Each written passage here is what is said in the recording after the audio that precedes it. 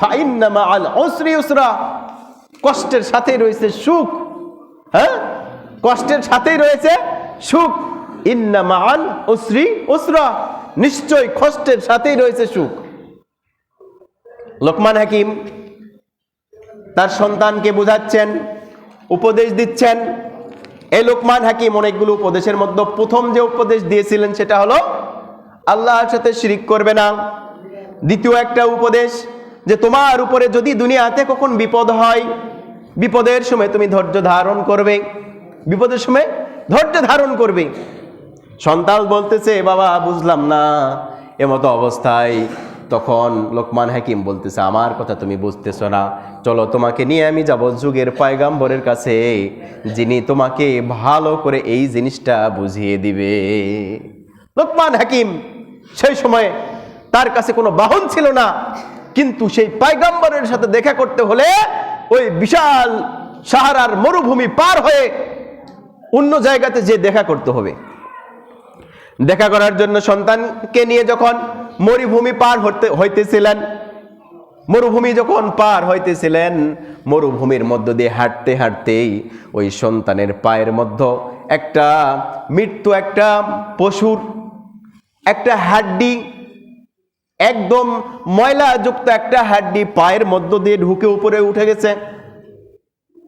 উঠে যাওয়ার সাথে সাথে এমন পরিস্থিতি, সেই সন্তানকে নিয়ে ঘাড়ে করে কাঁধে করে নিয়ে যেতেও পারতেছে না।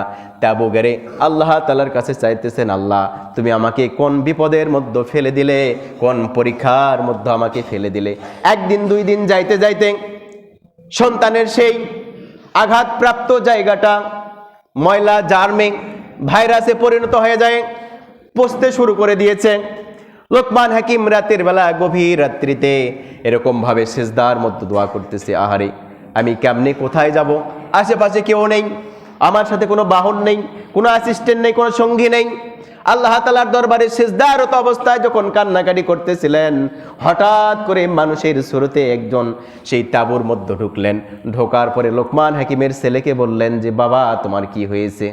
বলতেছে, দেখেন না, আমরা যাচ্ছিলাম এক পয়গাম্বরের সাথে দেখা করতে, যে বিপদ আসলে ধৈর্য ধারণ করতে হবে এই জিনিসটা বুঝিয়ে দেওয়ার জন্য আমার বাবা ওই সেই পয়গাম্বরের কাছে নিয়ে যাবে। প্রতিমধ্যে এই অবস্থা হয়ে গেছে। যখন হযরতে জিবরিল আমিন বললেন যে, বাবা দেখি তোমার কোন জায়গাতে কি হয়েছে, জিবরিল আমিন মানুষের বেশে যে হাত দেওয়ার সাথে সাথে ভালো হয়ে গেল। বলুন সুবহানাল্লাহ। সন্তান চিৎকার করছে, বাবা আসো, তুমি যে কথাটা বলেছিলে দুনিয়াতে যদি কি হয়, বিপদ হয়, ধৈর্য ধারণ করতে হবে, ধৈর্য ধারণ করার মাধ্যমে আল্লাহ তাআলা ফল দিয়ে দিয়েছেন। বলুন সুবহানাল্লাহ। জিবরিল আমিন বলেন, শুধু এই উপহার না, ওই যে জায়গাতে তোমরা যাচ্ছিলে পয়গাম্বরের সাথে সান্নিধ্য অর্জন করার জন্য, দেখা করার জন্য, ওই এলাকার মানুষগুলো পয়গাম্বরকে মেনে নেয় নাই, পয়গাম্বরের উপর জুলুম করেছে, আঘাত করেছে। যার কারণে কি হয়েছে, আল্লাহ তাআলার তরফ থেকে তাদের উপরে পাথরের বৃষ্টি নাজিল হচ্ছে। যদি তোমরা সেখানে যাইতে তাহলে তোমাদের উপরে পাথরের বৃষ্টি নাজিল হতো। ওই জন্য ওই কষ্ট থেকে এই কষ্ট ভালো, আল্লাহ তাআলা তোমাদেরকে যা দিয়েছেন। বলুন সুবহানাল্লাহ। প্রিয় ভাইয়েরা, তাহলে আল্লাহ তাআলা বললেন, ফাইজা ফারাগতা ফানসাব ওয়া ইলা রাব্বিকা ফারগাব। নবীকে বললেন, হে নবী কি করো, তুমি যখনই অবসর পাবে তখনই রবের জিকিরে নিজেকে নিমজ্জিত করো। সুবহানাল্লাহ, নিয়োজিত করো।